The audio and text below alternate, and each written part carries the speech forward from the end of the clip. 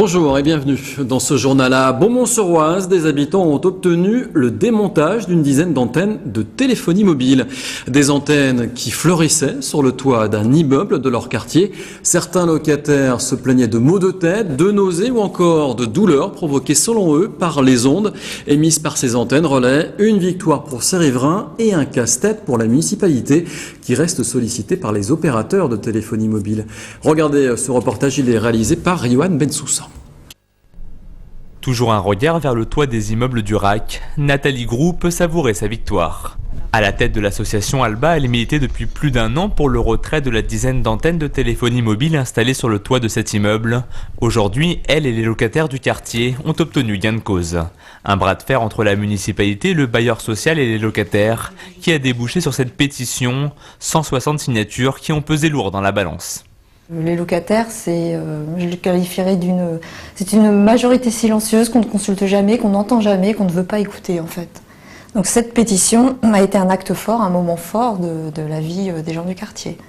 Si aujourd'hui le démontage des antennes par principe de précaution semble être accepté du côté de la municipalité, la situation est encore loin de contenter tout le monde. Pour l'adjoint au maire Didier Privat, la nocivité de ces antennes relais n'a jamais été démontrée et de nouveaux problèmes pourraient rapidement voir le jour, ce que dément l'association. Et il est vrai que nous avons fait effectuer des mesures. Les mesures indiquaient que les taux maximum n'étaient pas dépassés puisqu'on était 20 fois sur des taux inférieurs au taux maximum. Donc on n'avait pas de souhait de les faire démonter, mais bon, peu importe, elles sont démontées. Il faut espérer maintenant que les utilisateurs ne seront pas non plus ennuyés pour utiliser leur portable. J'avais invité le maire à l'époque à se rapprocher des opérateurs, si telle était sa crainte, pour proposer d'autres terrains, en concertation avec les habitants d'ailleurs, pas que les gens du RAC. A priori, ça n'a, semble-t-il, pas été fait, ou est-ce en cours, je ne sais pas, puisque nous n'avons pas d'informations.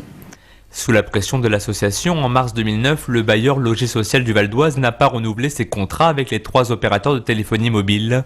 10 mois plus tard, toutes les antennes n'ont pas encore totalement disparu. Seule celle de SFR devrait encore résister jusqu'à la fin de l'année. Pas résignée à installer de nouvelles antennes sur la ville, la municipalité entend cette fois prendre le temps de la réflexion. La principale priorité à l'heure actuelle, c'est d'attendre les informations du gouvernement pour qu'on sache sur quel seuil on peut se baser. Rien ne servirait d'installer à l'heure actuelle des antennes si on doit nous les faire démonter dans 6 mois ou dans 1 an. Donc attendons les travaux du comité créé par Mme Joanneau et on prendra les décisions à ce moment-là. Pour l'association de locataires du quartier du RAC, le combat n'est pas encore terminé. Après la bataille des antennes relais, ils veulent maintenant s'attaquer au gel de la hausse des loyers et à la réhabilitation du quartier. En bref, il fallait s'y attendre. Les centres de vaccination du Val d'Oise ferment leurs portes depuis dimanche soir. Ils sont tous fermés, sauf celui de Cergy qui restera ouvert jusqu'au 30 janvier. Désormais, les personnes qui souhaitent se faire vacciner sont orientées vers le milieu hospitalier ou chez leur médecin généraliste. Depuis le début de la campagne de vaccination, près de 66 000 personnes ont été vaccinées dans le Val d'Oise, un département, je vous rappelle, qui compte 1 200 000 habitants. Les maires qui accueillent des centres de vaccination se réjouissent de pouvoir récupérer leur équipement, à l'image du maire de Deuil-la-Barre. Ce dernier que nous avons rencontré ce matin nous faisait remarquer que la fréquentation a été très faible dans le centre de vaccination de sa ville, qui prenait place dans un des cours de tennis du gymnase. On écoute tout de suite Jean-Claude Noyer au micro d'Adrien Père. Dire que c'est remporté un grand succès. On a eu, je crois, 5800 personnes vaccinées sur un bassin de 91 000 personnes. C'est peu. C'est peu, mais je crois que c'est à peu près d'ailleurs la moyenne nationale de l'ordre de 6%. Le fait est qu'on a investi beaucoup dans cette affaire, avec une promesse de l'État de nous rembourser nos frais, ce qui est excellent. Par contre, pour le moment, je dois dire que j'ai pas reçu de sous encore. Samedi, à Saint-Vith, une marche silencieuse était organisée pour rendre un dernier hommage à Anthony, ce jeune de 20 ans qui a été tué dans son appartement il y a 11 jours. 200 à 300 personnes se sont rassemblées devant le domicile des parents du jeune homme et ont formé un cortège funéraire jusqu'à l'église de Saint-Vith. Beaucoup d'amis et de proches ont revêtu des t-shirts pour montrer leur soutien à la famille très affectée par ce drame. Une enquête judiciaire est en cours. Sport maintenant, fin de l'aventure en Coupe de France pour les footballeurs de l'AS Saint-Ouen-l'Aumône qui affrontaient Sedan, club de Ligue 2 ce samedi lors des 32e de finale au stade de Saint-Leu-la-Forêt. Une rencontre qui était très attendue des joueurs et des 2200 supporters qui avaient fait le déplacement. Malgré un beau match de Saint-Ouen-l'Aumône, eh bien, les Sedanais ont pris l'avantage en deuxième mi-temps, inscrivant 3 buts. Score final donc 0-3. Déception et regret du côté des joueurs de Saint-Ouen-l'Aumône. Résultat, Marie Chaudet.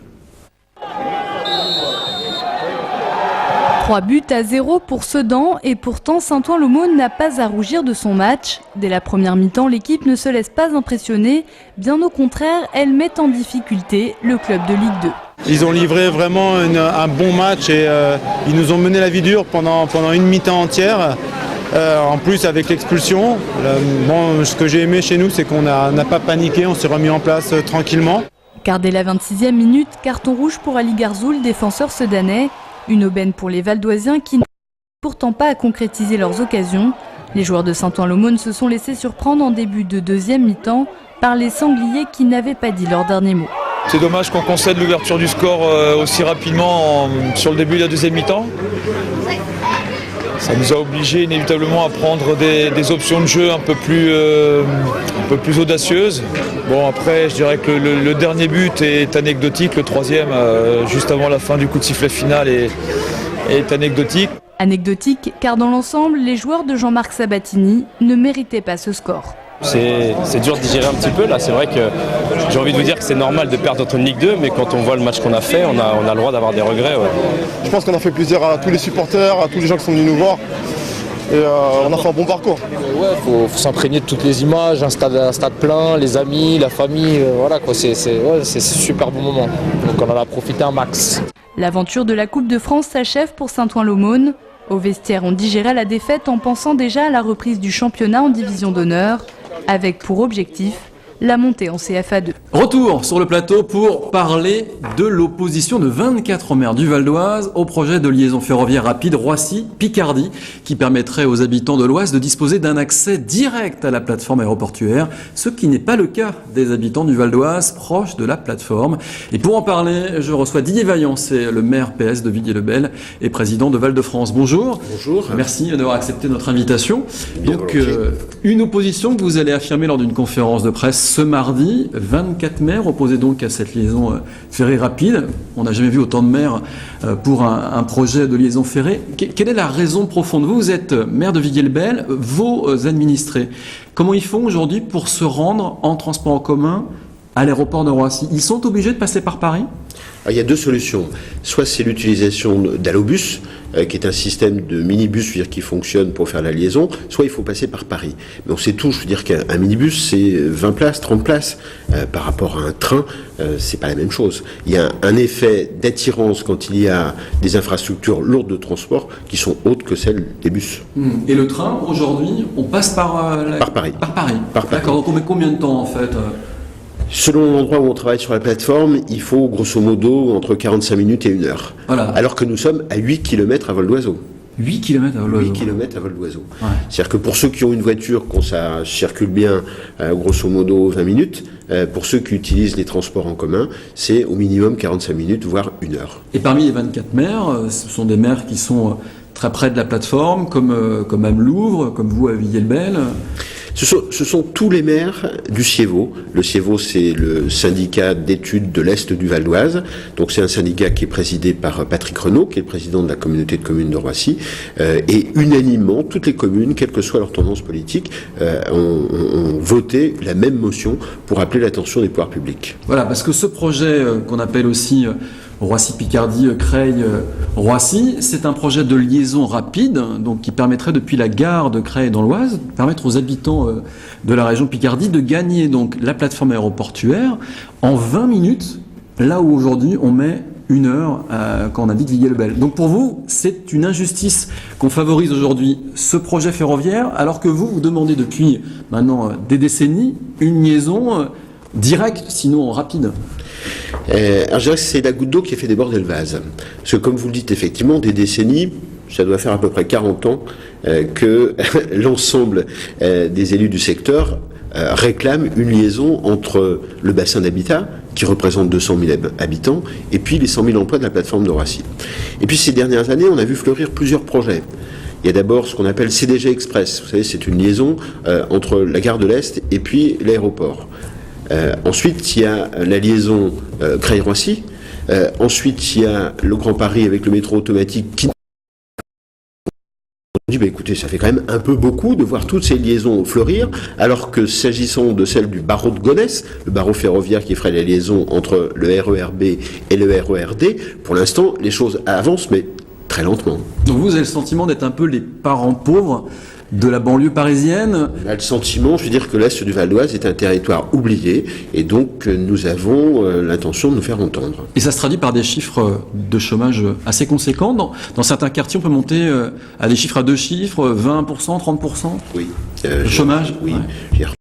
Villiers-le-Bel, c'est 19% de chômeurs, et dans ces...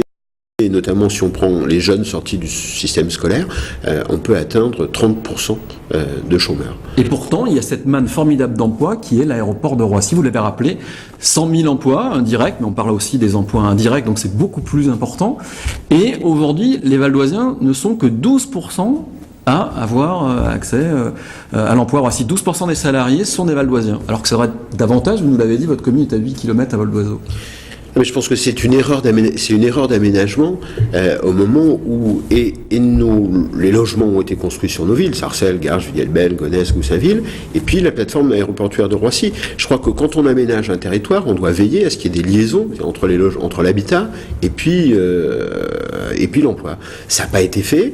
Depuis des années, on réclame que cette liaison soit faite. Ce que nous réclamons, c'est que ce soit corrigé. Vous prenez toutes les villes nouvelles, Cergy, Marne-la-Vallée, etc., parce qu'on peut se comparer. Aujourd'hui, notre territoire, c'est 200 000 habitants. Les 100 000 emplois de la plateforme de Roissy, partout ailleurs, il y a eu des liaisons entre les deux, sauf chez nous. Alors comment on l'explique ça ? Comment on l'explique ? C'est parce que je pense qu'à un moment, on a été construit, nos territoires ont été construits dans le courant des années 60. C'était un moment où le concept de ville nouvelle n'existait pas. Dans les villes nouvelles, il y a eu une très forte implication de l'État qui a fait que on a tout fait en même temps, l'habitat, l'emploi et les transports. Chez nous, on a fait l'habitat, l'emploi, on l'a fait à 8 km. Et puis les liaisons entre les deux, on a oublié de les faire. On n'a pas créé le lien, donc. Exactement. Ouais.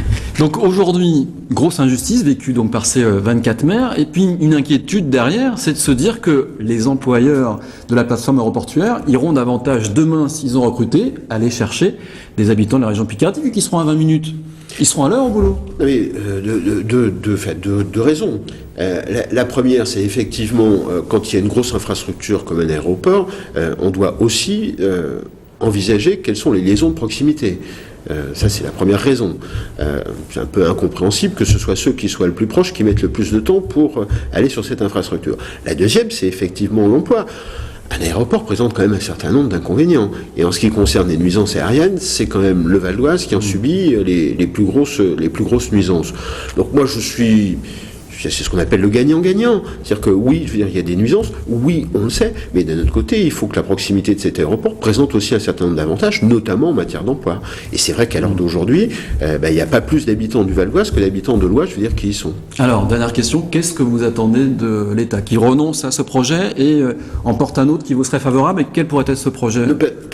Pas du tout. Je veux dire, nous, ce qu'on demande, c'est d'abord que avance au même rythme et que on ne soit pas les derniers.